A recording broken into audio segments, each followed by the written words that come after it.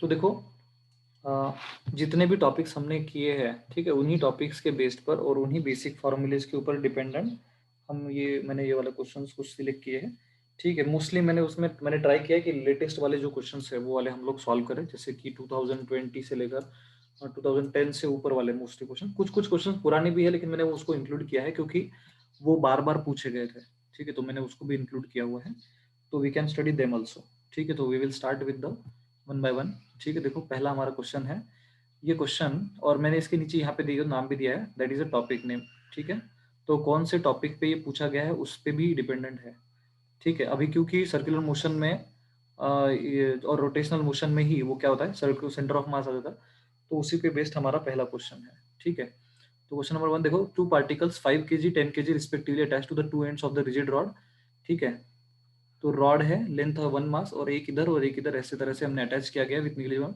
The centre of mass of the system from the 5 kg particle is at a distance of. ठीक है, तो तो उस situation में क्या कर सकते हैं, we can consider like any system. इसको हम एक्स एक्सिस कंसिडर करेंगे, इसको हम वाई एक्सिस कंसिडर कर सकते हैं, ऐसा कर सकते हैं हम लोग। मैंने बोला कि मान लो ये 5 kg है और ये 10 kg है, और यहाँ से मुझे सेंटर ऑफ मास का डिस्टेंस चाहिए। मुझे समझ में आता है कि 10 kg के थोड़ा पास में होगा वो, बराबर है, क्योंकि और दोनों में डिस्टेंस कितना है, दोनों में डिस्टेंस है दैट इज 1 मीटर। तो 0.5 मीटर से थोड़ा कैसा आएगा, वो ज्यादा ही आने वाला है, दैट आई नो। तो इसके लिए अगर मैंने बोला कि मान लीजिए इसके कोऑर्डिनेट अगर मैं कंसिडर कर देता हूँ 0 0 लाइक दैट। ठीक है, और इसका मान लो मैंने कंसिडर कर दिया है 1, ऐसे अगर मैंने कंसिडर किया तो मैंने बोला कि इन जनरली हम क्या लिख सकते हैं, x centre of mass is equal to what, we know that is m1 x1 plus m2 x2 divided by m1 plus m2। तो जो 5 है तो उसका कोऑर्डिनेट तो 0, इसको लेने की जरूरत नहीं, तो मैंने बोला 10 divided by 10 into 1 divided by, ठीक है, क्योंकि 1 से मल्टीप्लाई किया तो कुछ फर्क नहीं पड़ना, divided by total total mass कितना है हमारा 15। तो 10 डिवाइड बाय 15 करोगे तो बताओ कितना आएगा, ये आएगा अप्रोक्सीमेटली 0.67, मतलब 67 सेंटीमीटर। बताओ समझ में आया क्या, उसका आएगा सी, ऑप्शन नंबर सी। ठीक है, दैट इज फर्स्ट वन। देखो सेकेंड वन, ये भी सेंटर ऑफ मास पे डिपेंडेंट है। ठीक है, 3 masses are placed on x axis, 3 gram on origin, 500 gram at x equal to 40 centimeter and 400 gram at x equal to 70 centimeter. The distance of the center of mass, the distance of center of mass from the origin is, तो origin से center of mass का distance हमको चाहिए। ठीक है, so how will we find out this one? तो ये भी करने के लिए वैसा ही सिचुएशन है। मान लो अगर हम कोई एक्स एक्सिस अगर हम लोग मान लो कंसिडर कर लेते हैं इस टाइप का। ठीक है, तो यहाँ पे हमने समझ में आया, ये वाला चीज़ हमने लिख दिया, ये है मान लो 300। ठीक है, फिर उसके बाद में हमने लिया मान लो 400। ठीक है, उसके बाद में मान लो ऐसे 500, लाइक लाइक दिस।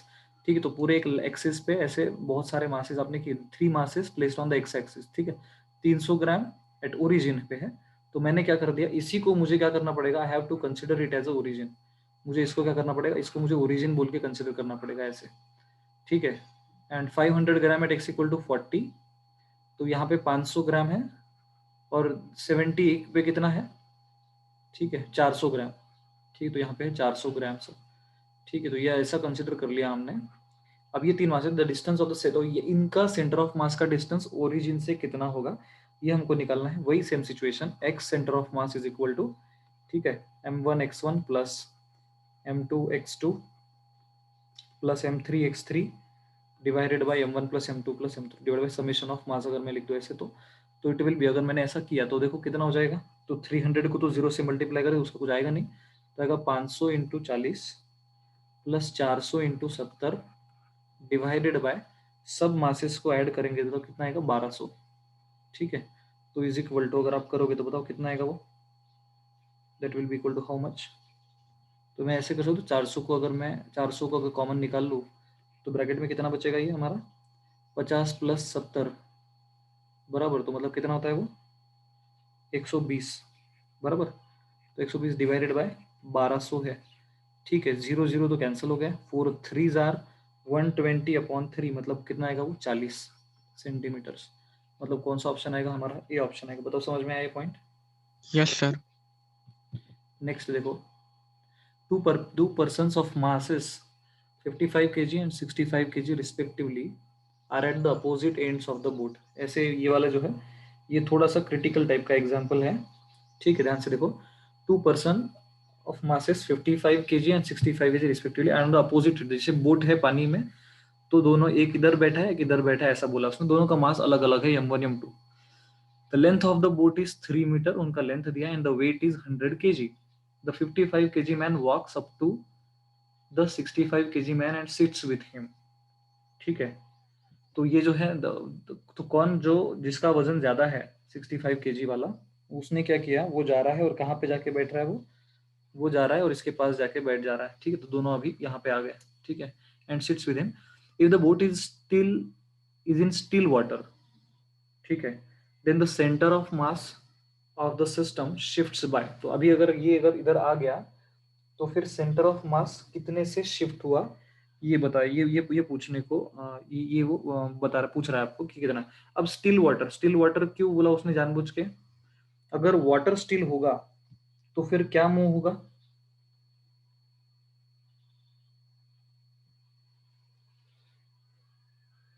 ये अगर अगर मान लो वाटर स्टिल है तो फिर क्या मूव होगा,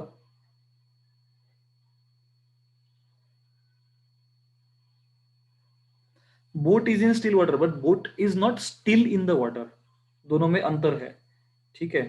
दोनों में अंतर क्या है, boat is in still water, water जो है वाटर वाटर लेवल स्टिल है, लेकिन बोट रुकी हुई है ऐसा नहीं बोला है उसका मतलब, ठीक है ना। बोट चल सकती है, तो अगर ये इधर जाएगा तो बोट पीछे जाएगी, ये हमें पता है।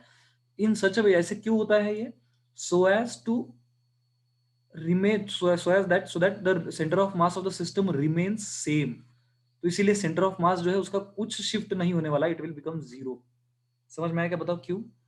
अगर ये इधर जाएगा तो बोट जो है बोट हिलेगी, क्योंकि अगर बहता पानी है तो बहते पानी में बोट कितने से डिस्टेंस से मूव ही, दैट वी डोंट नो। और उस टाइम पे हो सकता है कि उसका सेंटर ऑफ मास जो है वो शिफ्ट हो जाए, बट यहाँ पे ऐसा नहीं हुआ क्योंकि because it was in still water. Clear है क्या, बताओ ये पॉइंट। तो उसका आएगा zero, Yes, it will sir. Not shift by anything, it will not shift by anything, ठीक है। यस, नेक्स्ट देखो, ठीक है। Two particles which are initially at rest move towards each other under the action of their internal attraction. If their speeds are v and 2v at any instant, then the speed of the center of mass of the system will be, ठीक है। तो centre of मास का speed पूछा है, मतलब ये जो है ये सेंटर ऑफ मास का वेलोसिटी के ऊपर डिपेंडेंट क्वेश्चन है, ठीक है। तो चलो ऐसे अगर एग्जांपल से तो नाउ नाउ आप बताओ, ठीक है। दो पार्टिकल इनिशियली रेस्ट पे थे, ध्यान से देखो, move towards each under the action of their internal attraction. Internal attraction ये बहुत जरूरी है, ठीक है। आपको याद है क्या इंटरनल अट्रैक्शन मतलब क्या, because it means that there is no any external force is acting, there is only the internal force is acting on that. अगर उन दोनों का स्पीड एक का v और दूसरे का 2v है, then what will be the speed of the center of mass of the system, zero. कितना रहेगा, जीरो रहेगा। क्यों जीरो, बराबर है, it will be zero by, क्योंकि इंटरनल फोर्सेस हाँ centre whenever of no mass external, हाँ फोर्सेस whenever पे। no external force act on the body, ठीक है, at that time the center of mass doesn't move only, बराबर। इसीलिए उसका velocity कितना आएगा, जीरो आएगा। समझ में आया क्या, बताओ, ठीक है। Yes, so that is when we that is what we study in the topic centre of mass, ठीक है। तो ये वाला चीज हम वहां पे पढ़ते हैं। ओके, नाउ सी यहाँ पे नेक्स्ट देखो, ठीक है, ध्यान से। Yeah, here we can see uh, a man of 50 kg mass is standing in a gravity free space at a height of 10 meter above the floor. He throws a stone of 0.5 kg mass downwards with a speed 2 meter per second. When the stone reaches the floor, the distance of the man above the floor will be, देखो, एक gravity free space में, मतलब जहां पे ऐसा space, ऐसे reason जहां पे ग्रेविटी मान लो कुछ है ही नहीं, ऐसे रीजन में वो आदमी खड़ा है, ठीक है।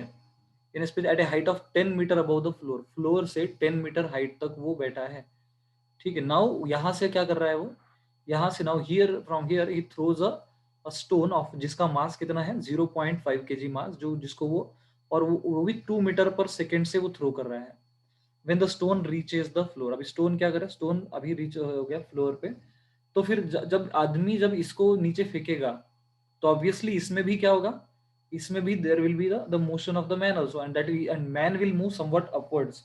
लेट से उसका डिस्टेंस हुआ x डिस्टेंस से, सवाल ये पूछा गया तो ये कितने डिस्टेंस से मूव होगा, ये हमने देखा है, जैसे कि हमने बोला बंदूक से हमने गोली मारी तो गोली आगे जाती है, हमारे हाथ को झटका लगता है, फिर हम पीछे चले जाते हैं, या फिर हम अगर किसी को लात मारते हैं या फिर हम किसी को किक करते हैं तो ऑटोमेटिकली वो बॉडी तो आगे चली जाएगी लेकिन हम पीछे चले जाते हैं, तो कितने से पीछे चला जाएगा।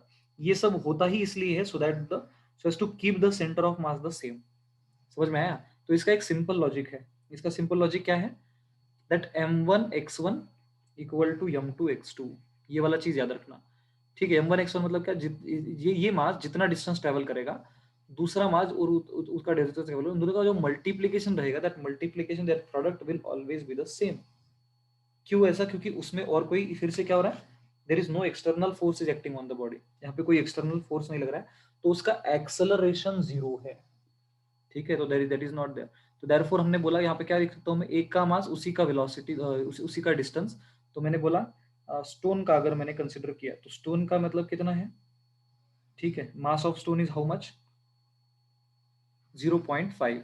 ठीक है, 0.5 इंटू उसका वेलोसिटी कितना है, सॉरी टू उसने डिस्टेंस कितना ट्रेवल किया? 10। हमें डिस्टेंस से लेना देना, वेलोसिटी से नहीं।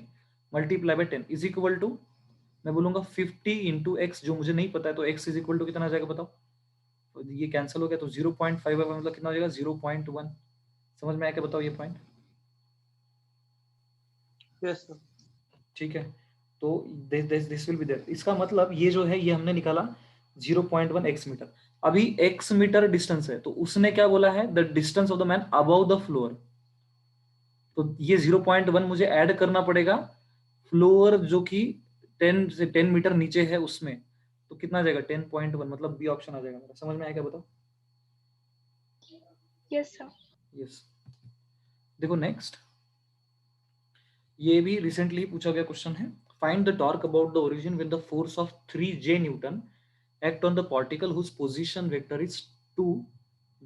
ठीक है, के कैप का मतलब है it's unit vector along z axis metres.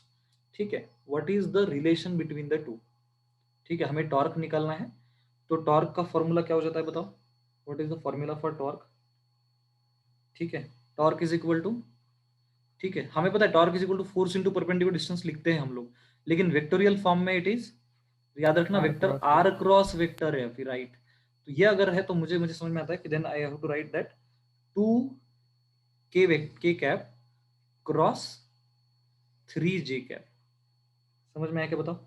तो how much it will become, ये कितना हो जाएगा? 3 2 6, वेक्टर के क्रॉस वेक्टर जे माइनस आई। समझ में ये वाला पॉइंट? तो देयरफॉर कौन सा ऑप्शन आएगा फिर हमारा? -6i newton metre, that will be C option will be there. समझ में आया क्या? बताओ। ठीक है, इट वाज इजी वन। तो ये जो है, इसीलिए हम लोग वेक्टर टॉपिक पे भी थोड़ा सा मतलब प्रेशर देते हैं, स्पेसिफिकली वेक्टर प्रोडक्ट।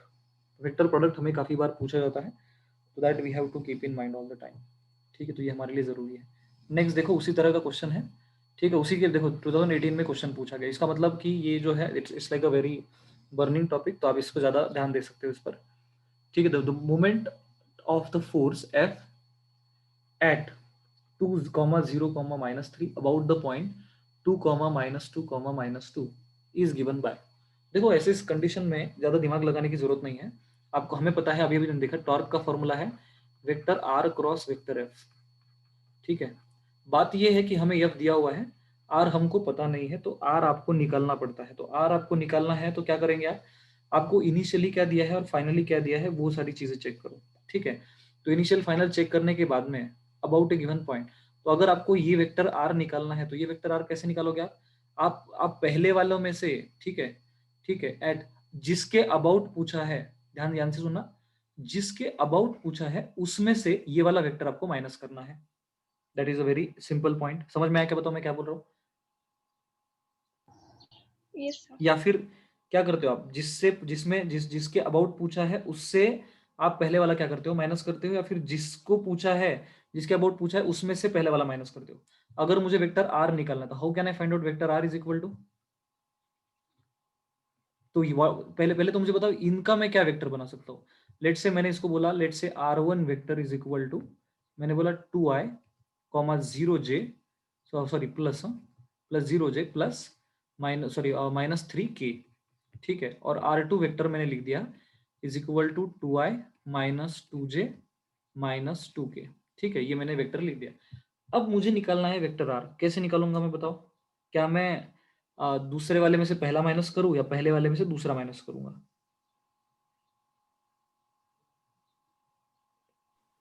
पहले में से दूसरा।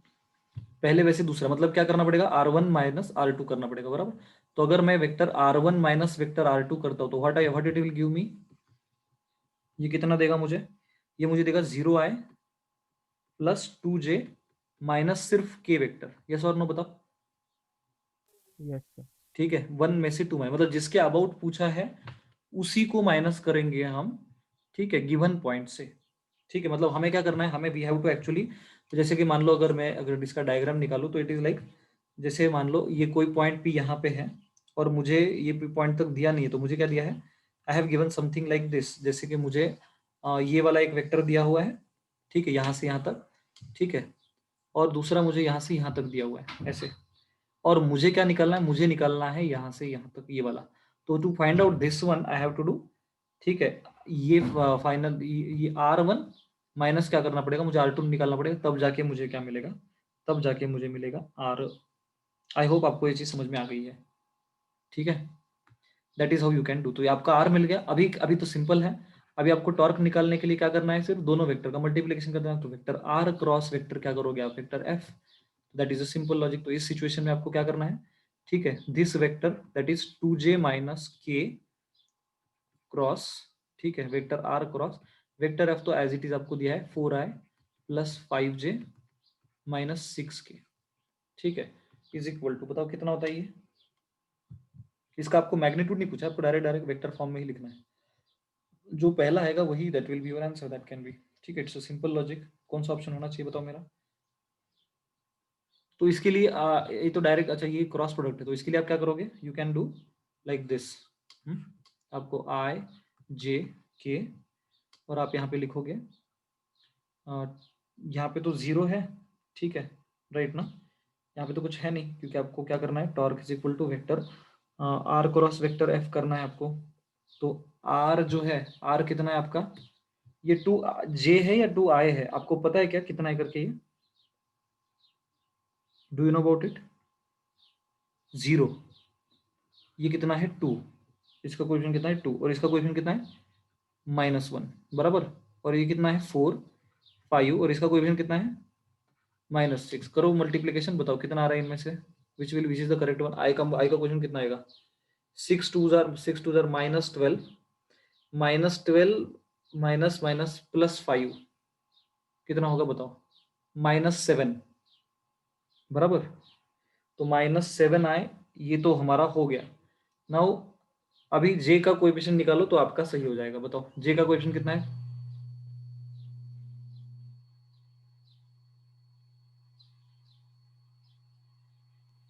-4। -4, मतलब कौन सा आएगा उसका ऑप्शन? -4 है या कुछ और है? -4 है ना? तो मतलब कौन सा ऑप्शन आएगा उसका? डी ऑप्शन आएगा। गेटिंग द पॉइंट यार? ठीक है, तो पहला अगर दोनों, क्योंकि देखो दोनों में -7 दोनों में है, तो दूसरा कोएफिशिएंट अगर जब हमने चेक किया तो दूसरा में इसमें -4 इसमें है, तो इसलिए D option is the correct one. समझ में आया क्या? बताओ ये point. Yes sir. Yes. Next देखो, या सो नेक्स्ट देखो, force F alpha I 3j 6k acting on a point vector R, the value of alpha with for which the angular momentum about the origin is conserved। ठीक है, अभी देखो ध्यान से, angular momentum is कॉन्जर्व्ड का क्या मतलब? आपको याद है angular momentum, law of conservation of angular momentum क्या बोलता है? If the L is constant then torque tau is equal to 0। समझ में आया क्या? सो देयरफॉर हम जो फॉर्मूला यूज कर रहे हैं अभी अभी, torque tau is equal to vector R cross vector F, इसकी वैल्यू हमको क्या लेनी है? 0 पकड़नी है। समझ में आया क्या? बताओ, उससे हमके क्या निकालने का? अल्फा निकालना है। तो इज इक्वल टू क्या लूंगा मैं? I will take R cross vector F। R मुझे दिया हुआ है, F मुझे दिया है, मैं अभी डायरेक्टली टाइम वेस्ट ना करते हुए डायरेक्ट लिखता हूँ। ठीक है, I J K, तो यहाँ पे कितना हो जाएगा?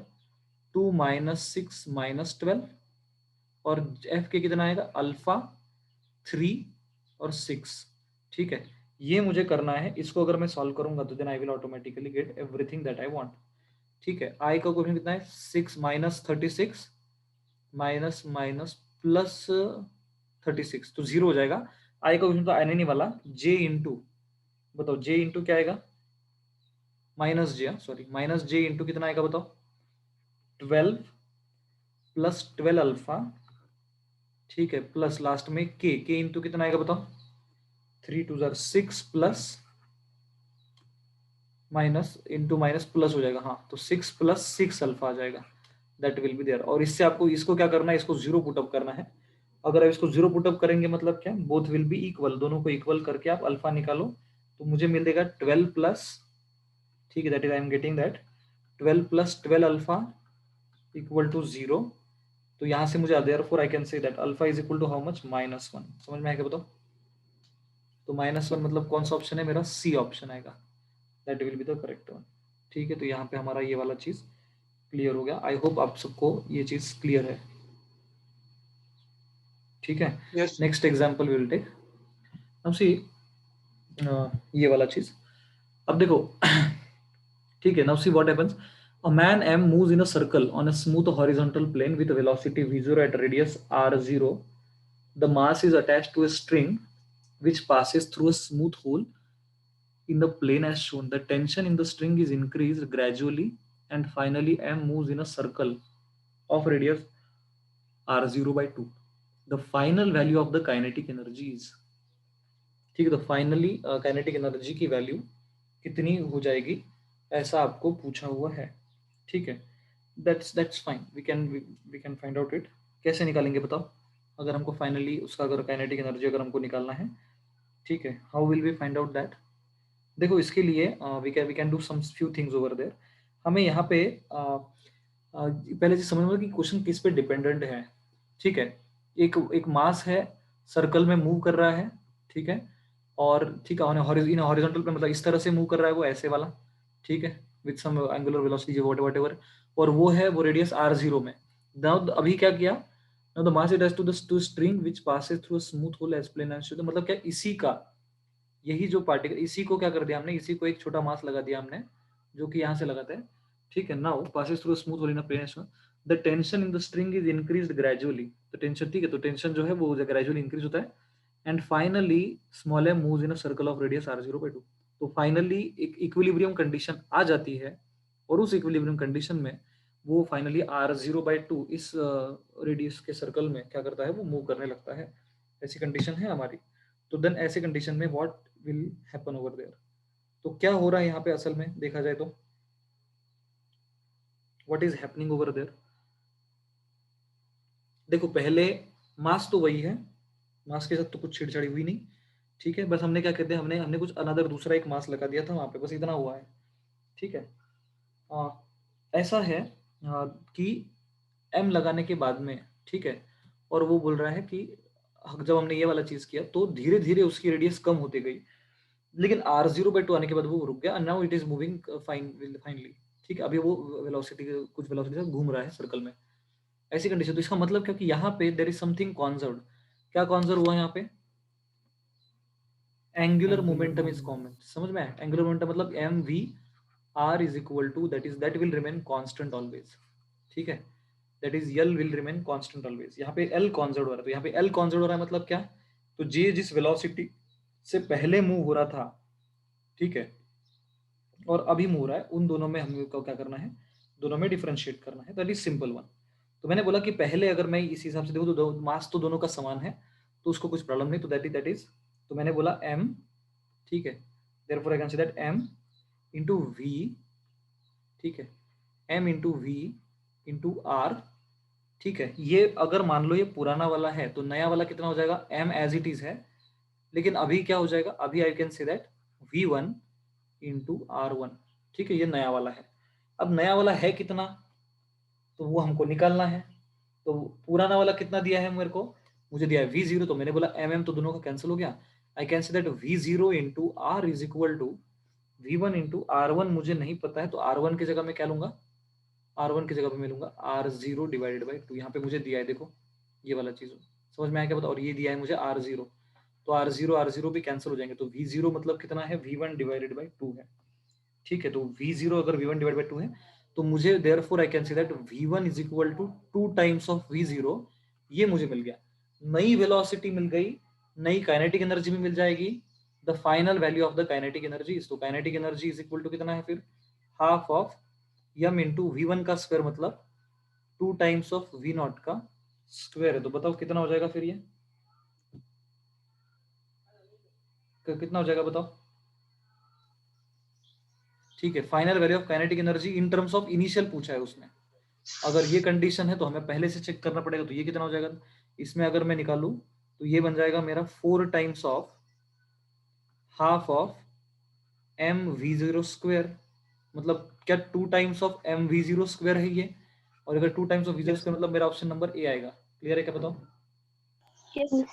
ठीक है, तो इससे हमने क्या कर दिया, इससे हमने ये वाला क्वेश्चन भी सॉल्व कर लिया bye using the conservation of angular momentum. मुझे ऐसे समझ में आना चाहिए कि यहाँ पे अगर दो, मतलब एक ही स्ट्रिंग से यहाँ से यहाँ तक अगर एक दो बॉडीज अटैच्ड है इस तरह से, तो यहाँ पे भी क्या हो रहा है, conservation of angular momentum. Problem ये है कि यहाँ पे he has not mentioned anything about the system. ठीक है, सिस्टम कैसा है करके उसके बारे में उसने कुछ जो है बताया नहीं है, that's why, but there are many conflicts about this question, that's why this question was cancelled। ठीक है, अदरवाइज अगर इसी सिस्टम से लगाए तो वो आंसर सही है, बट बहुत ज्यादा श्योरिटी नहीं है, ये डायग्राम भी श्योरिटी नहीं है कि डायग्राम मतलब सही में यहाँ से ये होल ऐसे ऐसे जा रहा है क्या। ठीक है, they have not diagram properly नहीं मेंशन किया, इसीलिए that may be that question में बी कैंसल्ड ओवर देयर। ठीक है, नेक्स्ट देखो, which of the following statements are correct. ठीक है, अब ये क्वेश्चन मैं नहीं बताऊंगा, ये क्वेश्चन आप ही बताएंगे। Centre of mass, mechanical advantage, बाकी सारी जो भी चीजें हैं, ये सारी चीजें जितने भी है आप ही मुझे बताओ कि इसमें इसके बारे में आप लोगों को क्या पता है और क्या नहीं पता, that you only tell me.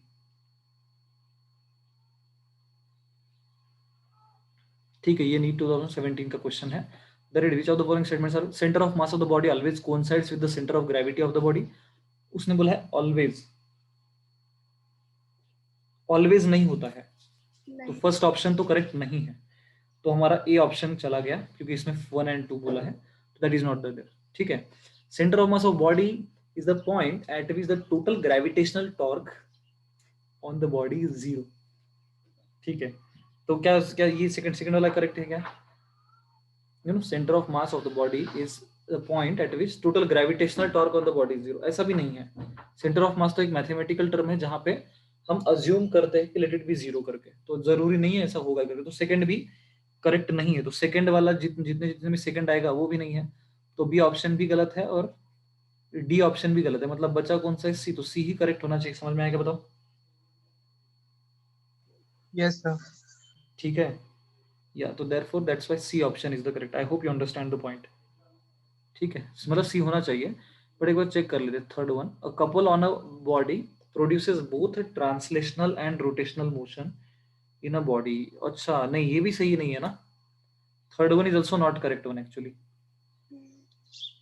Third one भी करेक्ट नहीं, क्योंकि कपल जो है वो हमेशा कपल ट्रांसलेशनल मोशन प्रोड्यूस करता ही नहीं है, ट्रांसलेशनल मोशन तो फोर्स प्रोड्यूस करता है, तो कपल तो हमेशा रोटेशनली प्रोड्यूस करेगा ना, ट्रांसलेशनल क्यों प्रोड्यूस करेगा, तो that's why that is not the correct one, third गलत है, तो इसका मतलब कोई भी नहीं आएगा इसका ऑप्शन, तो इसमें भी ये जो है ये वाला एरर क्वेश्चन रहेगा, ये भी कैंसिल किया रहेगा इन लोगों ने। ठीक है, तो आप इनसे समझ। फोर्थ वाला क्या है बोल रहा है, mechanical advantage greater than 1 means smaller effort can be used to lift a larger weight, that is the correct one। mechanical load advantage अपने हमने NLM में पढ़ा हुआ है, वहां पे हमें समझ में आता है कि अगर हम चेक करें तो एक्चुअली मैकेनिकल एडवांटेज क्या करता है, इट इज ग्रेटर देन 1, मतलब क्या छोटे से छोटी चीज भी क्या कर सकते हैं हम लोग, तो मतलब छोटे छोटे एफर्ट से भी क्या करें, बड़ी से बड़ी चीज को हम मूव कर सकते हैं, तो दैट इज उसके बारे में बताते हैं। फोर्थ वाला सही है बट थर्ड वाला गलत है एक्चुअली, फर्स्ट भी गलत, सेकंड भी गलत, थर्ड भी गलत, तो मे बी इसमें कुछ तो एरर रहेगा।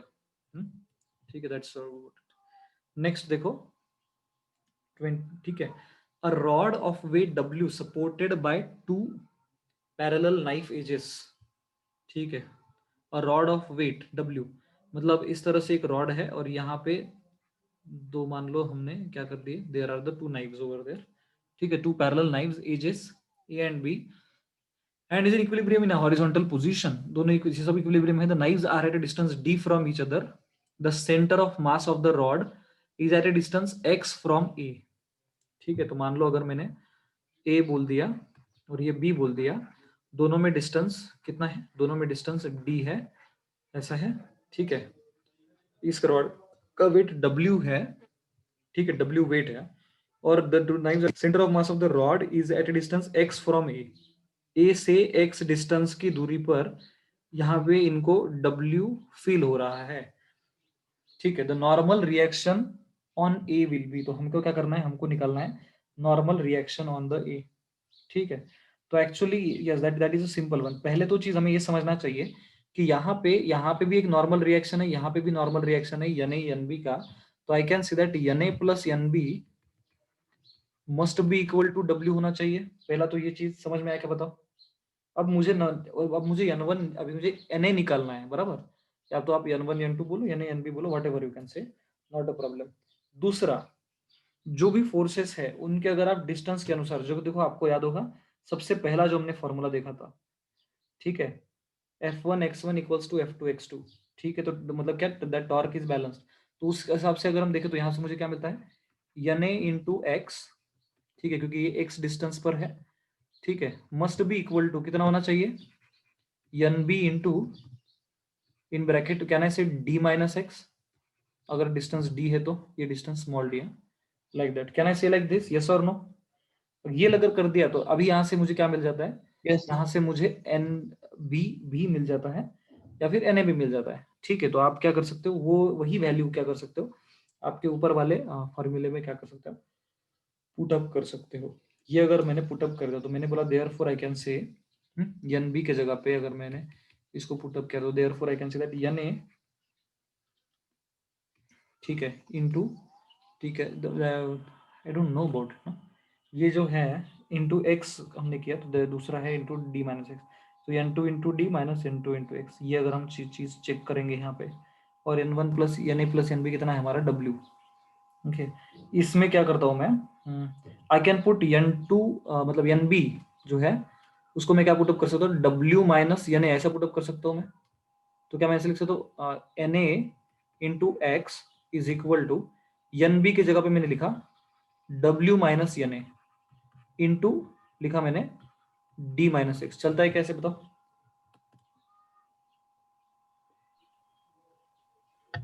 Yes, sir. अगर इसको पुटअप करेंगे तो now it will be very clear. अभी आपको एन ए ही चाहिए है, तो आप क्या करोगे, एन ए वाले जितने भी है वो एक साइड में लेके आओ गया। तो मैंने बोला एन ए एक इंटू एक्स यहाँ पे तो है ही, तो और दूसरा क्या है, और तो कुछ नहीं है। तो यहाँ पे अगर मैंने बोला तो it will become N A into X is equal to, यहाँ पे हो जाएगा W into D minus W into X minus N A into D plus N A into X हो जाएगा। ठीक है, अब देखो ये एन ए इंटू एक्स और ये वाला एन ए इंटू एक्स, ये क्या हो रहे हैं, कैंसिल हो रहे हैं। ठीक है, तो that is we no need to take it. ठीक है, तो यहाँ से मुझे एन ए मिल जाएगा, एन ए इंटू डी यहाँ पे आ जाएगा। तो मैंने बोला N A is equal to, बताओ बताओ मेरा कितना आ रहा है, W in bracket D minus X upon D. समझ में आया क्या, बताओ। तो कौन सा आ जाएगा, बी ऑप्शन आएगा मेरा। क्लियर है यहाँ तक। Yes, sir. हमको एन ए ही निकालना था, उसने बोला था नॉर्मल रिएक्शन ऑन एज, तो हमने इस हिसाब से निकाल दिया। यस, ठीक है, तो that is over there. Next देखो। ठीक है, अब ये वाला क्वेश्चन काफी पुराना है, बट क्योंकि दो बार पूछा था तो I thought we should take it. और ऐसे कुछ ट्रिकी क्वेश्चंस आपको पूछ सकते हैं, जरूरी नहीं है कि हमेशा इनका संबंध, डायरेक्ट रिलेशन जो है हमारे चीजों से आए। ठीक है, हो सकता है कि कभी ना भी आए। ABC is a equilateral triangle with O as the center. F1, F2 and F3 represent three forces acting along the sides AB, BC and AC respectively. ठीक है, AB के along, BC के लॉन्ग और एक AC के long, ऐसे तीन forces है respectively. If the total torque about O is zero, O के अलॉन्ग अगर टोटल टॉर्क जीरो है, then the magnitude of F3 is equal to, तो F3 का मैग्नीट्यूड कितना होना चाहिए, ऐसा उसने बोला है। ठीक है, तो अभी ये निकालने के लिए क्या करते हैं हम लोग। ठीक है,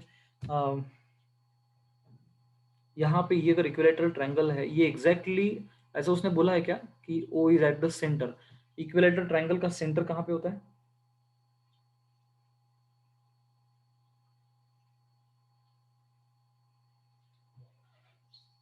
कुछ तो डिस्टेंस पे, लेकिन इतना तो है कि यहां से अगर मैं निकालू परपेंडिकुलर डिस्टेंस, यहां से निकालू और यहां से निकालू, तो क्या सबके लिए वो एक समान आएगा?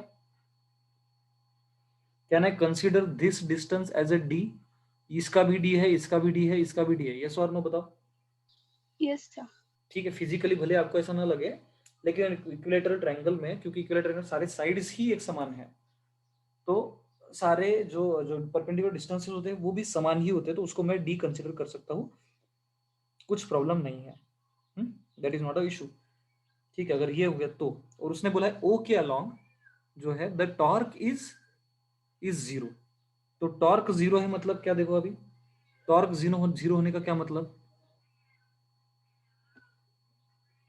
टॉर्क अगर जीरो है मतलब क्या कि तो मुझे टॉर्क निकालना पड़ेगा फिर। तो मैंने बोला F1 इंटू इसका परपेंडिकुलर डिस्टेंस, तो मैंने बोला F1 इंटू डी बराबर ये हो गया F1 का टॉर्क, प्लस F2 इंटू उसका भी डी ही लेना पड़ेगा, प्लस ऑफ, अभी देखो F3 जो है वो F3 अगर इधर होता तो हम लेते थे F3 इंटू डी लेते थे, लेकिन क्योंकि F3 इस डायरेक्शन में है तो मुझे क्या लेना पड़ेगा, इसको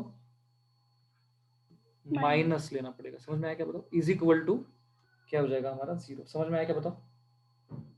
ठीक है, क्योंकि उसी ने बोला है the torque total torque net torque is zero, net torque, और ये जीरो तो हमें समझ में आता है, नेट टॉर्क तभी जीरो हो सकता है जब ऐसा होगा।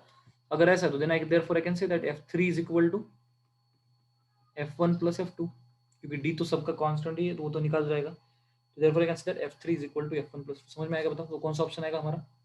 उसने बोला magnitude F3 is equal to F1 plus, अच्छा यही पूछा था। क्लियर है सबको ये पॉइंट? Yes, तो sir. ये वाला चीज हमने यहाँ Yes, sir. Yes, this is how we understood the question, and उसके हिसाब से हमने क्या कर लिया, इस क्वेश्चन को हमने कर लिया है। ठीक है, तो आई होप आपको ये चीज समझ में आ गई है।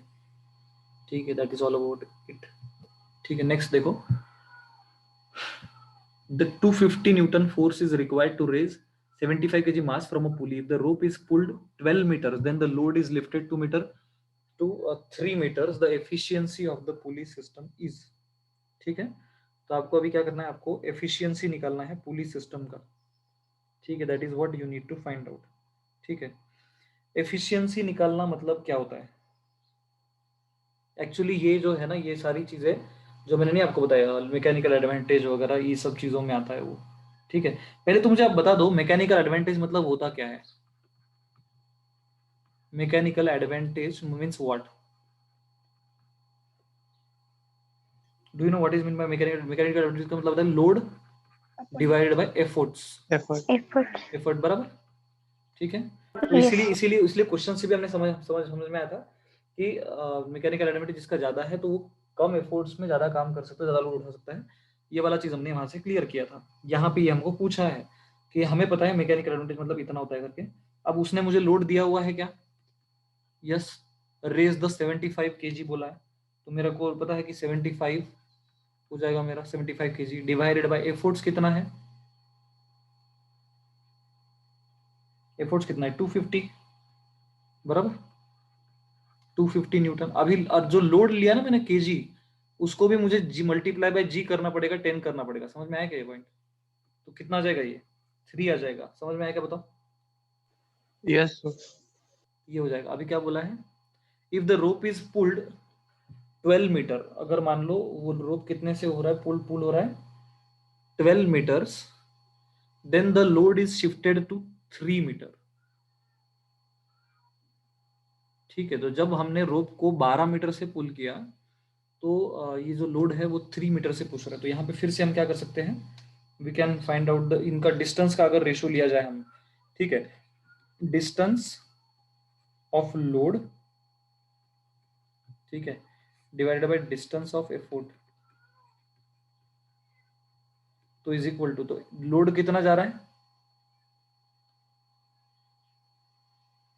देखो रोप को 12 मीटर से पुल किया ना, तो रोप को 12 मीटर से पुल करने का मतलब हम ये जो 12 मीटर कर रहे हैं ये किसने किया है, ये हम एफोर्ट लगा रहे हैं बराबर, तो 12 नीचे आएगा और 3 ऊपर आएगा, यस और नो, मतलब ये कितना हो जाएगा, ये हो जाएगा 1/4। This is the yoga distance का रेशियो उनके। क्लियर है क्या बताओ? तो अभी Yes. मुझे क्या करना है, अभी मुझे एफिशिएंसी निकालने के लिए बोला उसने। How can I find out the efficiency? Efficiency का फॉर्मूला होता है ये जो है ना, इन दोनों को मल्टीप्लाई करो, मैकेनिकल एडवांटेज वर्सेस इन दोनों का जो मल्टीप्लीकेशन है, that will give you the efficiency. That efficiency is equal to mechanical advantage multiply by, ठीक है, डिस्टेंस रेशो। तो how it will become equal to, it will become 3 into 1/4। 3 into 1/4 मतलब 3/4। 3/4 मतलब कितना?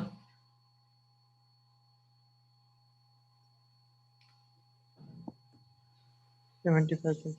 25%. मल्टीप्लाई को, अच्छा परसेंटेज को 75% हो जाएगा, ठीक है, 0 पॉइंट नहीं तो 0.75 आता था वो।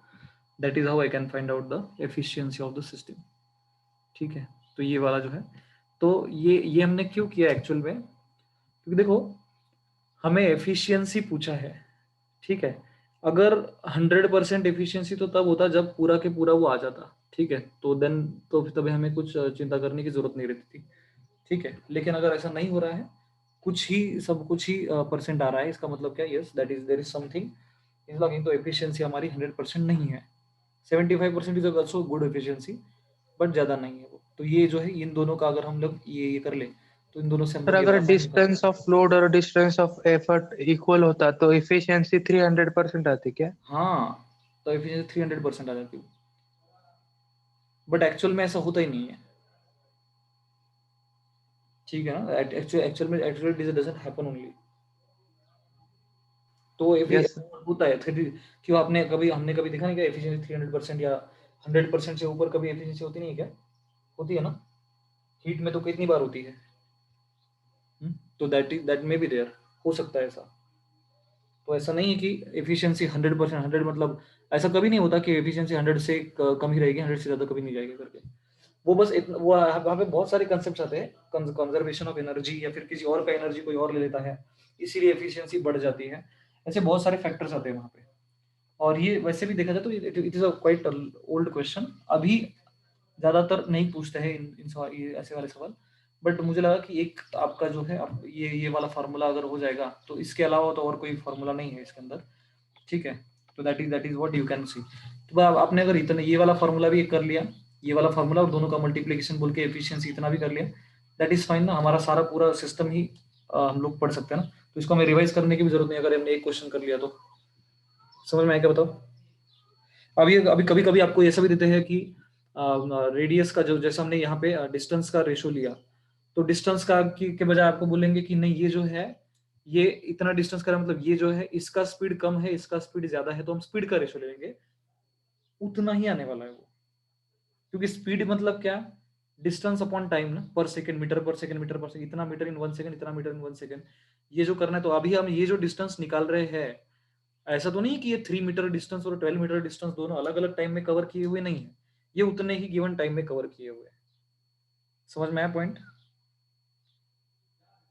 यस तो सर. अगर हम मुझे वेलोसिटी दिया है तो मैं वेलोसिटी का रेशो ले लूंगा, याद रखना है इसको। अगर ये नहीं दिया है तो आप, I can take the velocity of load divided by velocity of efforts, I can take, ठीक है। तो इस हिसाब से भी मैं कर सकता हूँ, नॉट अ प्रॉब्लम। नेक्स्ट देखो, solid sphere of mass M. अब ये जो है यहाँ पे ये सारे क्वेश्चंस जो है मोमेंट ऑफ इनर्शिया पे बेस्ड क्वेश्चंस है, तो यहाँ से हमारा मोमेंट ऑफ इनर्शिया शुरू हो जाता है, ठीक है। रिसेंटली मोमेंट ऑफ इनर्शिया पे क्वेश्चन नहीं पूछा गया, बट बाकी चीजों पे क्वेश्चन पूछा गया, तो यस, बट इट्स फाइन। तो मे भी चांसेस बहुत ज्यादा है कि आपको इस बार पूछेंगे। Solid sphere mass M, radius R, rotating about a diameter, solid cylinder of the same mass, same radius, also rotating about its geometrical axis with an angular speed of twice that of the sphere. The ratio of the kinetic energies of the rotation of that is E sphere divided by E cylinder is, ठीक है। तो E sphere upon that is energy of the cylinder divided by energy of the sphere, sorry energy of sphere divided by energy of cylinder, ये आपको पूछा है। Fine, कैसे निकालेंगे बताओ? हमें पता है काइनेटिक एनर्जी का फॉर्मूला सिंपल क्या है, काइनेटिक एनर्जी का formula half of I omega square, बराबर। तो मैंने बोला half yes sir. Half half of I omega square, तो मैं अभी डायरेक्ट लिख देता हूँ। स्पीयर का about the geometrical axis, what is the moment of inertia sphere का, मैंने कल ही आपको बताया था, 2/5, ठीक है। मास उतना ही है, उसने बोला है रेडियस उतना ही है, r स्क्वायर, ठीक है। ये हो गया I into omega of the sphere divided by cylinder. Cylinder कौन सा सिलेंडर है वो? ठीक है, सॉलिड सिलेंडर। सॉलिड सिलेंडर मतलब डिस्क। डिस्क मतलब Half M R number. Square by 2 आएगा। यस और नो? ठीक है, यस सर। तो हाफ ऑफ आई मतलब मैं लिखूंगा m into R square divided by, क्या लिखना पड़ेगा? डिस्क है ना ये, तो डिस्क का कितना होता है? यहाँ पे एम आर स्क्वायर बाई 2 लिखना पड़ेगा। ठीक है, okay, multiply by what is the speed of that cylinder?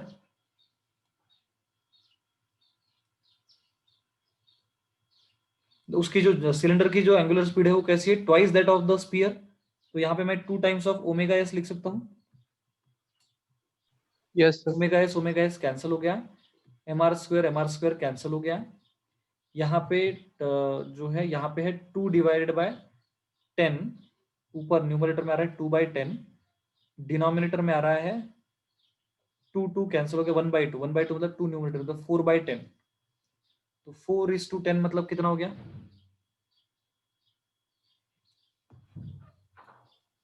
2/5. कितना हो गया? 2/5। 2/5।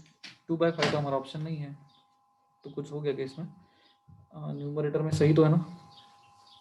अच्छा, इस यहाँ पे डिनोमिनेटर में और एक 2 है शायद से। डिनोमिनेटर में और एक 2 है क्या? 2 कैंसिल हो गया। ठीक है, नहीं है यहाँ पे 2। How it is there? यहाँ पे 2/5 होना चाहिए था इसका आंसर। ज्योमेट्रिकल एक्सिस मतलब एम आर सॉलिड सिलेंडर का हमने एम आर स्क्वायर बाई 2 ही लिया है ना, सही लिया है ना हमने, तो yes that is a correct one. और उसमें ऑप्शन में कुछ तो गड़बड़ी किया रहेगा, 2/3 की जगह पे 2/5 रहेगा फिर। समथिंग में बी रॉन्ग ओवर देयर, क्योंकि ओमेगा का हमने स्क्वायर लेना है। ओके ओके ओके, ओमेगा का स्क्वायर लेना, यस यस। ओके, तो यहाँ पे 4 आ जाएगा ना, मल्टीप्लाई बाय 4। मल्टीप्लाई 4 कर देंगे तो यहाँ पे और एक 2 को मल्टीप्लाई करना पड़ेगा। Yes that is fine. तो और एक 2 को मल्टीप्लाई कर, तो ये 2 क्या हो जाएंगे? कैंसिल। ये भी 2 क्या हो जाएंगे? कैंसिल। तो 1/5 बचेगा, मतलब बी ऑप्शन आने वाला है उसका। क्लियर है क्या? बोलो। Yes, sir. ठीक है, हाफ ऑफ मैंने आई लिया, इसका स्क्वायर नहीं लिया मैंने। ये actually it is omega square, ये भी ओमेगा स्क्वायर है। ठीक है, that is over there. Yes fine. Next देखो, light rod of length L has two masses m1 and m2 attached to the two ends. Moment of inertia of the system about an axis perpendicular to the rod and passing through the center of mass is। ठीक है, moment of inertia कहां पे निकालना है हमको? About an axis perpendicular to the rod, rod को perpendicular और passing through the centre of mass. अब प्रॉब्लम ये है कि m1 m2 उसके एंड्स पे अटैच्ड है। ठीक है, तो फिर क्या करेंगे हम लोग यहाँ पे उसका मोमेंट ऑफ इनर्शिया निकालने के लिए? तो एक तो मुझे पता है कि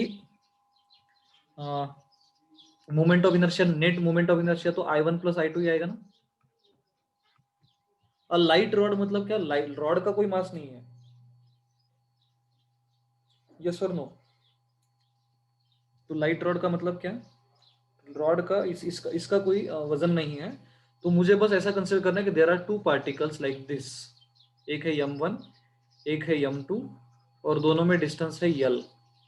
ठीक है, ऐसा। ठीक है, नाउ अब ये सिस्टम का मुझे मोमेंट ऑफ इनर्शिया निकालना है, सेंटर से जाने वाला। ठीक है, सेंटर से जाने वाला, यहाँ से मतलब l/2, यहाँ से भी l/2, ऐसे डिस्टेंस पे, ऐसे पे मुझे क्या करना है? ये निकालना है। सबसे पहले मुझे क्या करना पड़ेगा? I have to find out about the centre of mass निकालना पड़ेगा मेरे को सबसे पहले। सेंटर ऑफ मास कैसे निकालूंगा बताओ?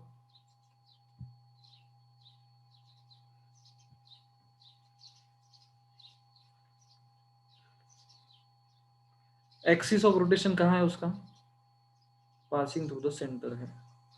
तो ये तो अगर ये टोटल लेंथ अगर यल अगर हमने कंसिडर करी और ये सेंटर से ही जा रहा है, तो ये दोनों भी l/2 ही आ जाएंगे ना।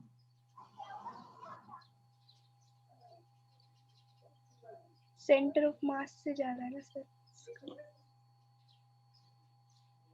अच्छा, सेंटर से नहीं जा रहा है, सेंटर ऑफ मास से जा रहा है। ओके ओके, या तो वो जो एक्सिस है वो सेंटर ऑफ मास से जा रहा है, सेंटर से नहीं जा रहा है, तो मतलब l/2 नहीं रहेगा। तो we have to find out that. क्या क्या फॉर्मूला है हमारा?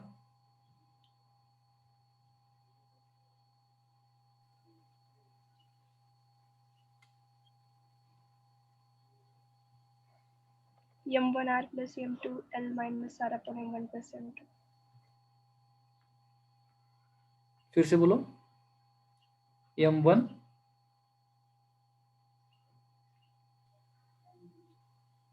अगर सेंटर ऑफ मास m1 से r डिस्टेंस पर है तो m1r ओके प्लस मतलब यहाँ से अगर r डिस्टेंस अगर हमने कंसीडर किया और ये डिस्टेंस कितना हो जाएगा, ये डिस्टेंस हो जाएगा l माइनस r, बराबर। ऐसे अगर हम करते हैं तो फिर m1 into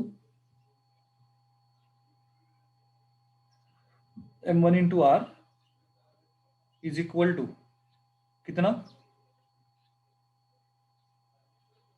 m1 into r is equal to कितना, m2l minus r upon m1 plus m2. m2 into l minus r plus आएगा सर बीच में।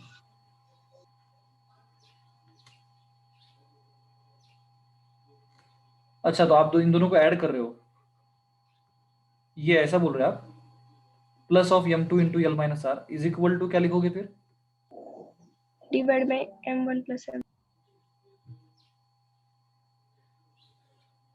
तो इज इक्वल टू क्या लिखोगे, मैं पूछ रहा हूँ आपको। अब आप ये कौन सा फॉर्मूला बता रहे हो आप, जो बता रहे हैं मुझे वो,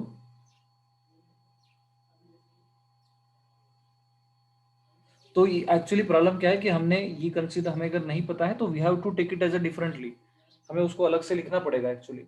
तो अगर ये ऐसा नहीं तो वो क्या हो जाएगा कि आपने दो ये जो मतलब आर जो है आपने फिर से क्या ले लिया, if you are considering R as a something new, और अगर आपका पूरा इक्वेशन ही अगर आर के टर्म में आ गया तो बहुत डिफिकल्टी हो जाएगा। फिर हमारा ऑप्शन जो है, ऑप्शन में हमारा किस में है, सिर्फ यल में है।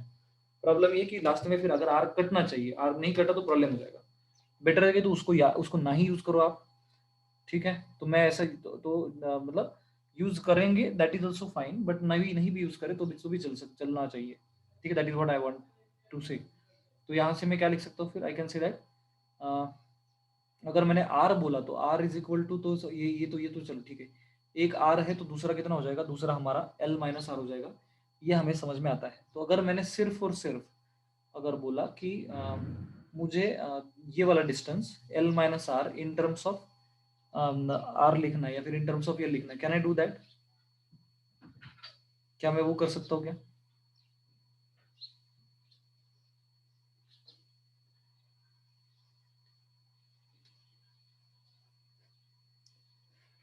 How can I do that, बताओ मुझे। जो है ये वाला डिस्टेंस अगर मैंने आर कंसिडर, ये मैंने एल माइनस आर कंसिडर कर दिया, और मुझे दोनों ही डिस्टेंस अलग अलग से चाहिए, तो और मुझे दोनों ही डिस्टेंस एल के फॉर्म में ही चाहिए, तो how can I do that?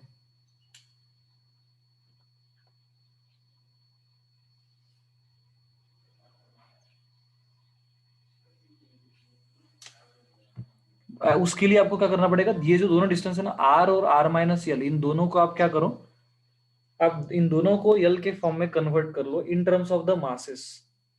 Yes और नो कर सकते हैं हम ऐसे?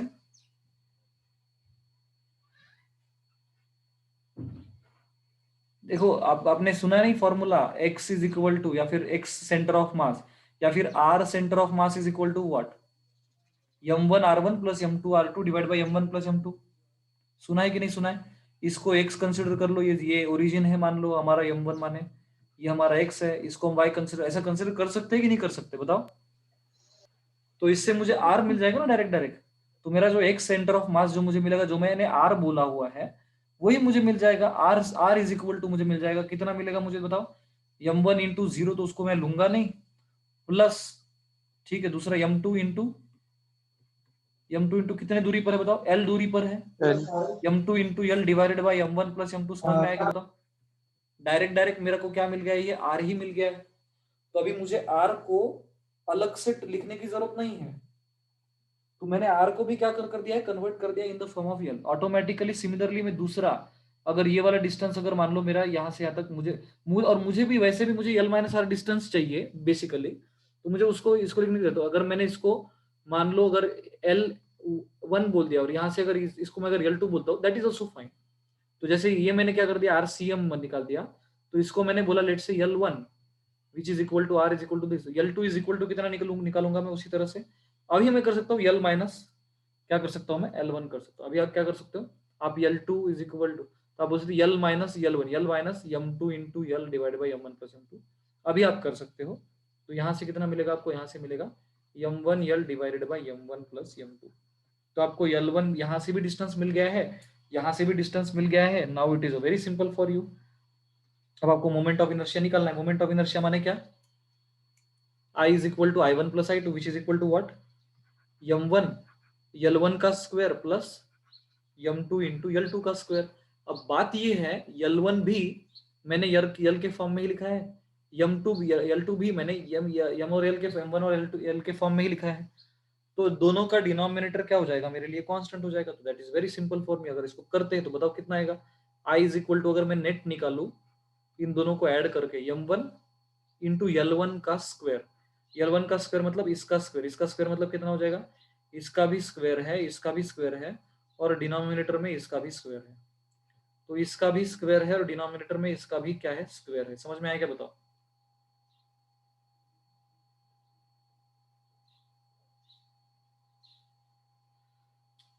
Yes, sir. ठीक है, हाँ यस। तो that is then what I will get is, तो मुझे यहाँ पे क्या मिलने वाला है, देखो न्यूमरेटर में m1 m2 मल्टीप्लीकेशन में, और डिनोमिनेटर में वाला m1, ठीक है। तो वो क्या हो जाएगा, कैंसिल हो जाएगा, क्योंकि यहाँ पे एनीवेज मुझे क्या मिल रहा है, यल का स्क्वायर अगर मैं कॉमन निकालता हूँ तो मुझे ऑलरेडी क्या मिल रहा है, मुझे m1 प्लस m2 अलग से मिल ही रहा है, ठीक है। तो बचेगा क्या फिर, यहाँ पे बच रहा है, देखो यहाँ पे मिल रहा है m1 m2 in bracket m1 plus m2 into L का स्क्वायर डिवाइडेड बाय, दोनों का सबका डिनोमिनेटर कितना है, m1 प्लस m2 का होल स्क्वायर। इसका होल स्क्वायर है तो कैंसिल हो जाएगा एक के साथ, ठीक है। तो एक ही बचेगा डिनोमिनेटर में। तो एक m1 प्लस m2 डिनोमिनेटर में, मतलब ऐसा तो एक ही ऑप्शन है हमारा, ये ऑप्शन। तो इसीलिए दैट विल बी द, ये option will be the correct. समझ में आया क्या, बताओ। हाँ। तो देखो ये इसीलिए हमने क्या कर दिया, इस फॉर्म में कन्वर्ट कर दिया। तो ये जो है, ये मैंने कैसे किया, दोनों को ही हमने हमारे जो हमें टर्म्स दी है, तो उन गिवंस फॉर्मेट्स में हमने लिखा है। तो that becomes easy for us to understand and to trick, ठीक है। तो इससे हमें ज्यादा टेंशन लेने की जरूरत नहीं पड़ती है फिर, ठीक है। तो ये वाला एग्जांपल हो गया हमारा यहाँ पे। नेक्स्ट देखें, from a circular disc of radius r and mass 9m, a small disc of mass m and radius r/3 is removed. अभी देखो ऐसे भी क्वेश्चन कई बार पूछे जाते हैं, ठीक है। तो कुछ रिमूवल के, ठीक है। तो ऐसे कंडीशन में क्या करना है, देखो शॉर्टली, ठीक है। सर्कुलर डिस्क दिया है, रेडियस r है, उसका मास टोटल 9m है, ठीक है। जानबूझ के उसने 9m दिया ताकि आप स्क्वायर रूट करोगे, विचार करोगे तो आपका इजीली आ जाना चाहिए, इसलिए। Small disc of mass m and radius r/3 is removed concentrically. The moment of inertia of the remaining disk about an axis perpendicular to the plane of the disk and passing through its center is. बहुत ही simple है, कुछ लेना देना जरूर नहीं। पहले आप पूरे डिस्क का मोमेंट ऑफ इनर्शिया निकाल लो। इनिशियली उसका कितना था, आई अगर इनिशियली बोला मैंने तो कितना हो जाएगा वो, 9m इंटू, ठीक है, मास m, ठीक है। तो और डिस्क का मोमेंट ऑफ इनर्शिया होता कितना है, r square by mr square by 2, yes और no, r square divided by 2। तो ये कितना हो जाएगा, 9mr स्क्वायर डिवाइडेड बाय 2 हो जाएगा। बताओ समझ में आया क्या। तो ये हमारा ओरिजिनली था। अभी हमने कुछ पोर्शन निकाल दिया, जितना पोर्शन आपने निकाला है उसका मोमेंट ऑफ इनर्शिया आप माइनस कर दोगे। जितना मैंने निकाला है उसका अगर मोमेंट ऑफ इनर्शिया निकालो तो वो जो है I2, या फिर मैं I डैश बोलता हूँ उसको, वो I dash, what it is moment of inertia is equal to,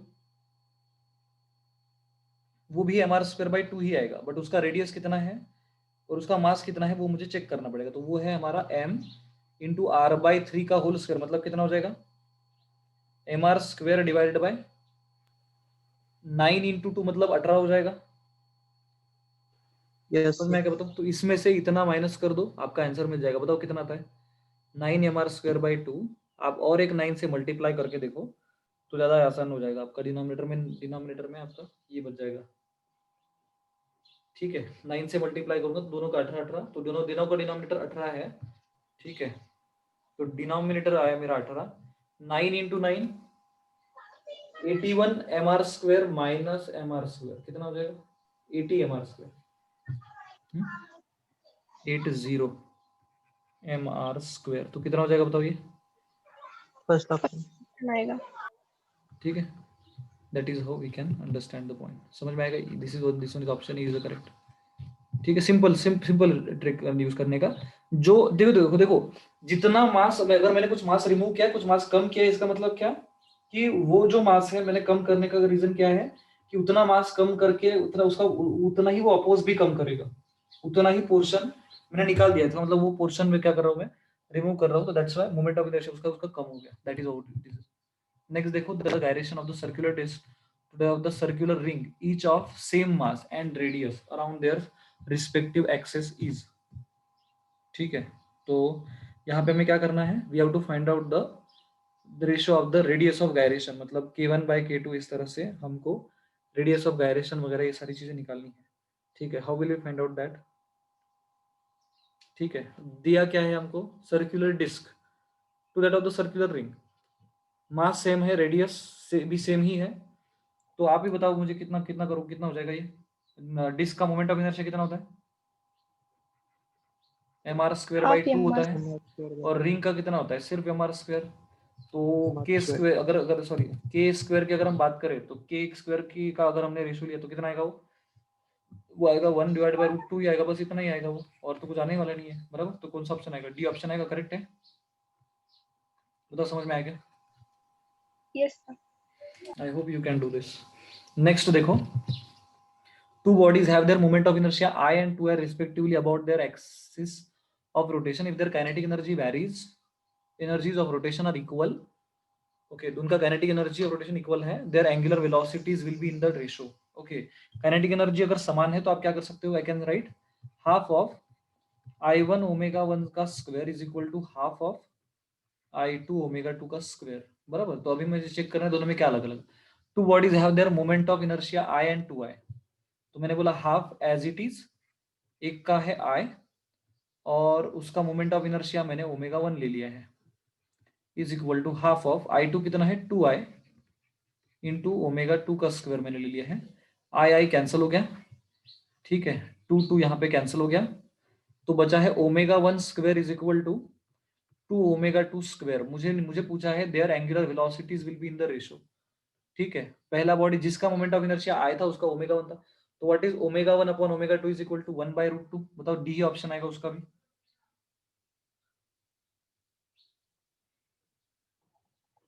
बराबर, यस और नो?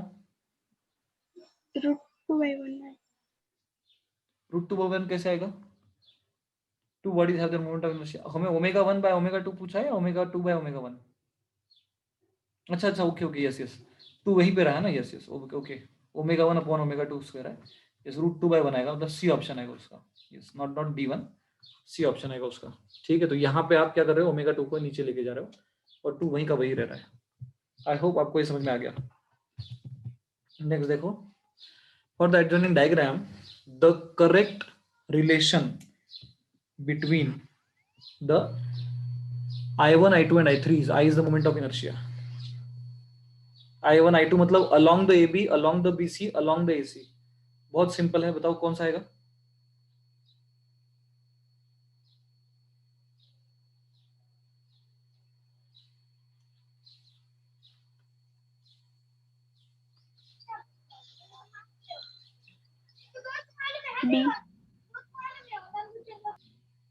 बी मतलब I2 is greater than I1, ये वाला क्या डी बोल रहे हैं आप? सेकंड ऑप्शन, सेकंड या लास्ट? सेकंड।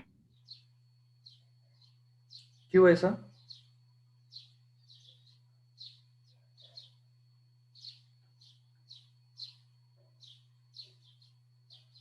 कैसे, क्या बताओ, what is the reason over there? अगर उनको रॉड कंसिडर करेंगे तो ml²/12, लेंथ जिसका ज्यादा उसका मोमेंट ऑफ इनर्शिया ज्यादा होगा। जिसका क्या ज्यादा है? लेंथ। हाँ, तो लेंथ किसका ज्यादा है? I2 का 5 है और I1 का 4 है। I2 जो है, I2 it is taken along the AB, along the AC, right?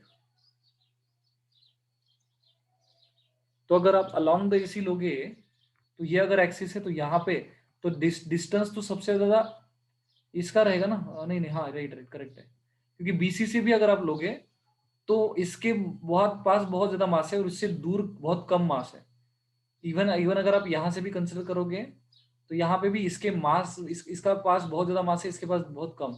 और अगर सिर्फ एक एसी ही ऐसा कंडीशन है जहां से क्या हो रहा है, आपका मास यहाँ पे कम और या फिर इक्वली डिस्ट्रीब्यूटेड है, ऐसा हम कह सकते हैं लाइक दैट। तो इसीलिए उसका ऑप्शन क्या आएगा, yes second one, I2 is greater than I1। ठीक है, तो आप ये दोनों को चेक कर सकते हो। अगर आप बीसी के अलावा तो बहुत ज्यादा मास इधर ही है, और दूर जैसे जैसे दूर जाओगे डिस्टेंस है ज्यादा लेकिन मासेस भी बहुत कम है ना। हमें क्या चाहिए, अगर डिस्टेंस ज्यादा मास भी ज्यादा तो हम वो कर सकते हैं। दैट्स व्हाई एसी के अलोंग जो है मोमेंट ऑफ इनर्शिया सबसे ज्यादा आएगा, करेक्ट वन। नेक्स्ट देखो, from disc of radius r and mass m circular hole of diameter r whose rim passes through the center is cut, what is the moment of inertia of the remaining part of the disk about the perpendicular axis passing through the center। Disc है, disc के along हमने hole करके वहां से क्या कर रहे हैं हम लोग, मोमेंट ऑफ इनर्शिया वहां पे ये कर दिया। ठीक है, पासिंग थ्रू द सेंटर, कुछ क्या बोला उसने, we have make an a hole, a circular hole of diameter r, diameter r। ठीक है, तो डायमीटर r का मतलब क्या,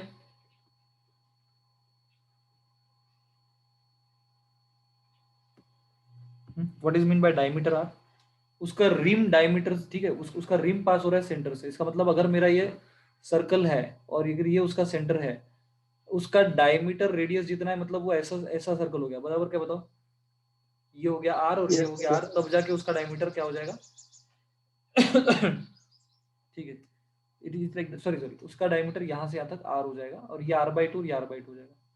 this distance is r only, like this. Clear है क्या बताओ ये वाला पॉइंट, इसको आपने कट कर दिया, इसका मोमेंट ऑफ इनर्शिया चाहिए, क्या करोगे, पहले वाले का अगर ये जो मोमेंट ऑफ इनर्शिया, इसका मोमेंट ऑफ इनर्शिया किसका चाहिए आपको, what is the moment of inertia of the remaining part of the disc about the perpendicular axis passing through the centre. आप इसमें मोमेंट ऑफ इनर्शिया माइनस भी कर सकते हो ना, आई होप आप ये कर लोगे करके, आपको आप कर लोगे ये वाला चीज, ये करके देना है, करेंगे सर। yes. करेंगे। ये वाला एग्जांपल, ये वाला भी कैंसिल हो गया because but this types of example are asked at JEE level.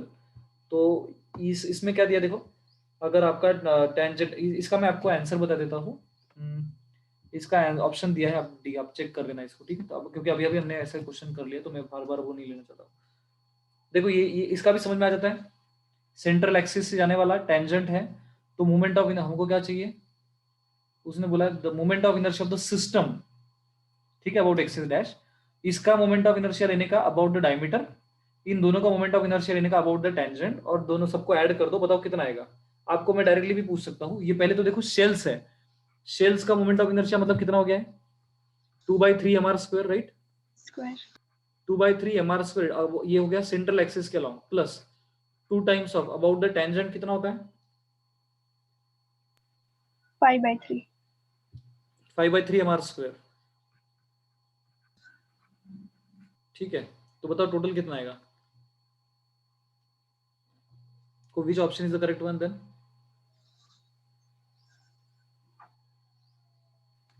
Four mr²। B option is the correct one. 4 identical thin rods, each of mass m, length L, form a square frame. Moment of inertia of this frame about an axis passing through the center of the square and perpendicular to its plane is. बहुत simple सवाल देखो, 4 rods मिला के, identical rods मिला के ऐसा एक square form कर रहे हैं। ठीक है, like this they are making a square, ऐसा सेंटर से जाने वाला, और इसको परपेंडिकुलर ऐसा हमको क्या चाहिए है, एक्सिस के अलोंग हमको क्या चाहिए, मोमेंट ऑफ इनर्शिया चाहिए। समझ में आया क्या बताओ, perpendicular to its plane and passing through the centre of the square, ये स्क्वायर के सेंटर से जाने वाला और प्लेन को परपेंडिकुलर रहने वाला, उसके अलोंग हमें क्या चाहिए, मोमेंट ऑफ इनर्शिया चाहिए है। क्लियर है क्या बताओ, यस और नो? Yes sir. तो वो मोमेंट ऑफ इनर्शिया निकालने के कैसे निकालोगे बताओ, मोमेंट ऑफ इनर्शिया, पहले तो एक रॉड का मोमेंट ऑफ इनर्शिया यहां से यहां तक निकाल सकते हैं हम लोग। Moment of inertia about the rod from the about an axis passing through the centre perpendicular to the length, हमें पता है by using the parallel axis. ठीक है, पैरेलल एक्सिस थ्योरम और उसके एप्लीकेशन अभी अभी कट हुए हैं, तो आई will not do this, I hope आपको मैं कंसेप्ट बता देता हूँ।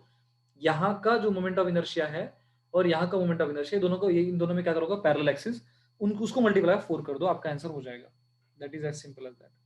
ठीक है, तो ये वाला जो चीज है इससे आप क्या कर सकते हो यहाँ पे फाइंड आउट कर सकते हो। क्लियर है या कुछ प्रॉब्लम है इसमें बता दो।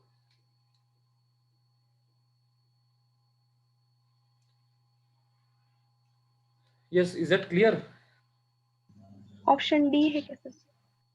Yes, option D is the correct one. समझ में आया पॉइंट ये? Yes sir. यहाँ से यहाँ तक का लेंथ आपको L/2 कंसिडर करना है, ठीक है, तो आपका आंसर आ जाएगा 4/3 ml²। Like that thin rod length L mass m bent at its mid point into the two halves. एक रॉड सिंपल था ऐसे, अभी इसी रॉड को हमने क्या कर दिया, बेंड कर दिया ऐसे, ठीक है, and such a way that angle is perpendicular 90 degree. Moment of inertia of the bent rod about an axis passing through the bending point and perpendicular plane को परपेंडिकुलर, तो यहाँ से जाने वाला एक्सिस और इसी को परपेंडिकुलर, ठीक है, उसके अंदर, ठीक है, प्लेन के अंदर जाने वाला या प्लेन के बाहर आने वाला, इस एक्सिस के अबाउट मुझे मोमेंट ऑफ इनर्शिया चाहिए, ठीक है। यस, कैसे निकालूंगा बताओ? Moment of inertia is equal to, एक का भी निकाल दिया मैंने अबाउट द एंड, तो हो जाएगा ना मेरा। यस और नो? मैंने बोला कि ये रॉड कंसिडर करता हूं मैं, ये रॉड का about the moment of inertia यहाँ से कितना हो जाएगा, क्योंकि ये रॉड एग्जैक्टली अगर मिड पॉइंट से बेंड किया है तो इसका मतलब ये रॉड का मास एग्जैक्टली m/2 बन जाएगा और इसका लेंथ एग्जैक्टली L/2 बन जाएगा, इसका भी मास m/2 और L/2 बन जाएगा। क्लियर है क्या बताओ? कोई भी रॉड जिसका इतना मास इसका लेंथ है, वो अबाउट एन एंड अगर पास होता है तो उसका मोमेंट ऑफ इनर्शिया कितना होता है, ml²/3। तो हमने बोला m/2 इंटू L/2 का whole square ml² divided by 3 into क्या करना है हमको, 2 करना है, ताकि दोनों का मिला के ऐड कर देंगे हम लोग। समझ में आया क्या बताओ? तो what it will become equal to, तो ये बन जाएगा 2 times of ml² divided by 12।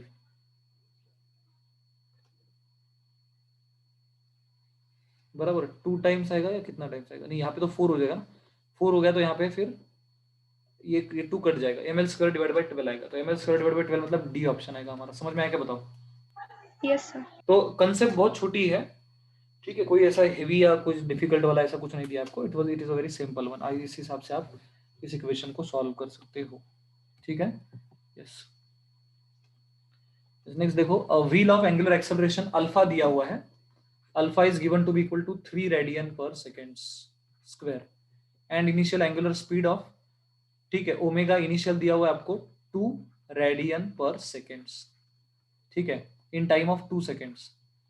It has rotated through an angle in radiance of, ठीक है, तो कितने एंगल से उसने कितना थीटा किया है ये आपको पूछा है उसने, ठीक है।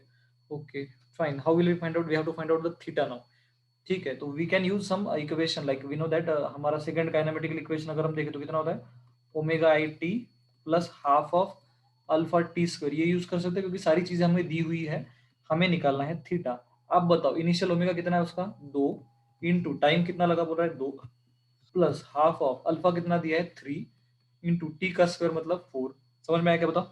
करो इसको सॉल्व और बताओ कितना आ रहा है। 2 2 4 कितना हो रहा है 10। ठीक है, तो अभी इसका मतलब क्या हो, then what is that, it is 10 radians, ठीक है, that is all about it. तो ये वाला भी हमारा क्वेश्चन यहाँ पे सॉल्व हो जाता है। आई होप आपको ये चीज समझ में आ गई है। यस और नो? ठीक है Yes, ना? sir. यस, नेक्स्ट देखो, a solid cylinder of mass 2 kg and radius 4 centimeter is rotating about its axis at a rate 3 rpm. The torque required to stop it after 2 pi revolution is, ठीक है, एक torque चाहिए हमको stop it after 2 pi revolution, मतलब theta दिया है, final velocity 0 होनी चाहिए, थीटा दिया है, ओमेगा फाइनल हमारा कितना होना चाहिए 0 होना चाहिए, ऐसा दिया है, ठीक है, और थीटा कितना दिया है हमको 2 पाई, ठीक है, और ठीक है, ओमेगा भी दिया, ओमेगा का फ्रीक्वेंसी दिया हुआ है, frequency is equal to omega initial that is 2 pi f is equal to 2 into pi into 3/60 करेंगे तो हमारा ये हो जाएगा, ठीक है। तो हमें चाहिए न्यूटन मीटर में, yes we can find out about this, ये हमारा ओमेगा इनिशियल है, ठीक है। तो द टॉर्क, टॉर्क कैसे निकालेंगे बताओ, इससे हमें क्या मिलेगा, इससे अल्फा मिलेगा, तो torque is equal to I alpha use करेंगे हम, बराबर क्या बताओ, ठीक है। तो टॉर्क का हम फॉर्मूला लगा सकते हैं आई इंटू अल्फा, और जब हम आई इंटू अल्फा लगाएंगे तो I moment of inertia solid cylinder 2 kg radius 4 centimetre, moment of inertia कितना होता है बताओ सॉलिड सिलेंडर का about an axis, half mr square R square बराबर। तो हाफ इंटू मास कितना है उसका 2 2 इंटू आर का स्क्वायर मतलब 4 सेंटीमीटर है तो 4/100 उसका क्या कर सकते हैं हम लोग स्क्वायर कर सकते हैं, या फिर आप 0.04 लेके उसका स्क्वायर करो, दैट इज आल्सो सेम। ये मेरे कैलकुलेशन के लिए इजी जाएगा। अल्फा मुझे निकालना है, ओमेगा इनिशियल दिया है, ओमेगा फाइनल दिया है, थीटा दिया है, अल्फा कैसे निकालूंगा bye using the third kinematical equation, और या फिर डायरेक्ट नहीं, हाँ थर्ड ही यूज करना है क्योंकि थीटा दिया है ना, टाइम नहीं दिया है। तो final omega 0 is equal to हम बोलेंगे, दोनों को इक्वेट कर लेंगे हम लोग, ठीक है। ओमेगा इनिशियल का स्क्वायर तो ये हो जाएगा 4 pi square into 9 divided by 60 into 60 is equal to, ठीक है, कितना हो जाएगा हमारा v square is equal use कर 2 times of alpha into theta into 2 pi. बताओ कितना आ रहा है ये 4 कैंसिल हो गया, एक पाई कैंसिल हो गया, हमारा अल्फा बचा है इतना सब, तो मल्टीप्लाई बाई ये हमारा अल्फा है, तो अल्फा की वैल्यू ले लेंगे हम यहाँ पे, तो कितना हो जाएगा हमारा 4 कट गया, पाई कट गया है, ठीक है। ये यहाँ पे है क्या 2 है क्या यहाँ पे एक्स्ट्रा, 9 डिवाइडेड बाय 60 इंटू 60, ठीक है, इतना हो जाएगा हमारा ये वाला चीज। बताओ समझ में आएगा ये पॉइंट, और एक पाई भी बता ना, पाई, तो एक पाई बचा है, that will be our answer. समझ में आएगा बताओ, तो बताओ इन सब ये सब अगर चेक करें तो इसमें से हमारा कौन सा ऑप्शन आता है फिर,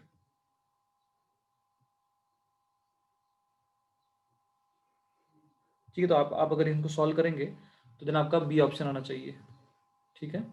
you solve it and then आपका जो है बी ऑप्शन आना चाहिए, दैट इज करेक्ट वन, ठीक है। तो अब you do this, I will not do this, आपको मैंने आपको कंसेप्ट बता दिया इसकी, ठीक है। Few questions I will do more, ठीक है, and then we will stop, ठीक है। तो कुछ क्वेश्चंस मैं ले लेता हूँ and then we can stop over there, not a problem.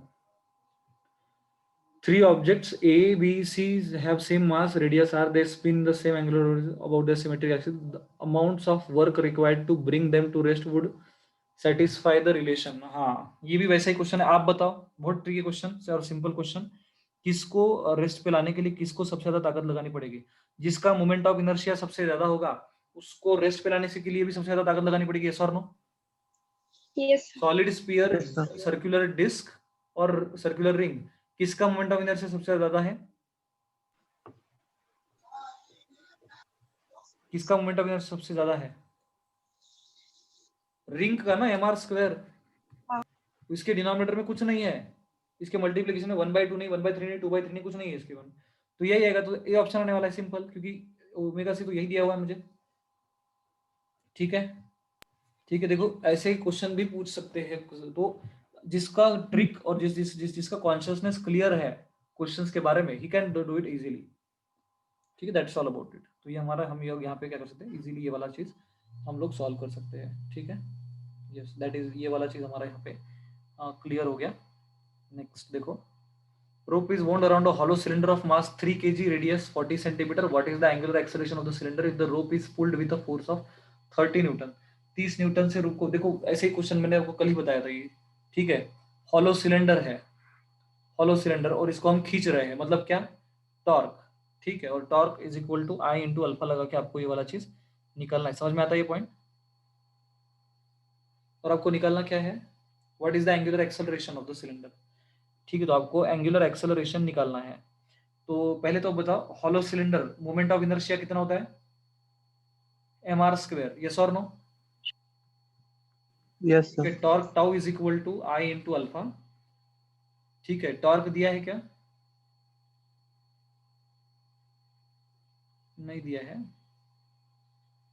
what is the angular acceleration of the cylinder if the rope is pulled with a force of 30, हाँ torque दिया है ना, 30 न्यूटन से खींचेंगे तो 30 इंटू रेडियस r कितना है 40 centimetre, 40. मतलब 40 इंटू 10⁻⁻² इज इक्वल टू आई कितना है mr स्क्वायर, मास है 3 इंटू r का स्क्वायर 40 इंटू 40 10⁻⁻4 हो जाएगा, इंटू ये हो जाएगा हमारा आई इंटू अल्फा हमको निकालना है। अब करो अल्फा इज इक्वल टू, बताओ अल्फा कितना आता है, इसको करोगे तो ये 0 0 से ये कट गया, ये इधर का ये -2 कट गया, हो जाएगा आंसर इजीली, ठीक है 20 3 into 4 ये कट गया है तो बचा है सिर्फ 100 ही बचा है। तो बताओ कितना हो गया है आपका, राइट ना।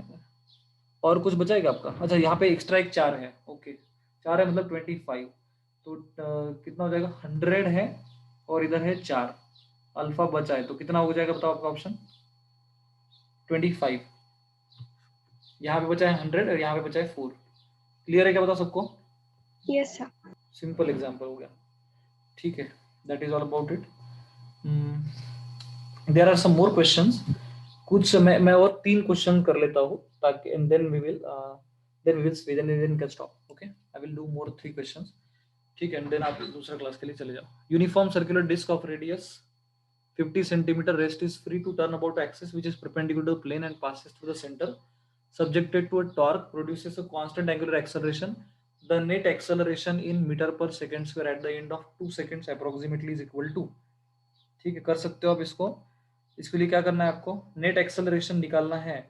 नेट एक्सेलरेशन कैसे निकालते हैं आप, a इज इक्वल टू,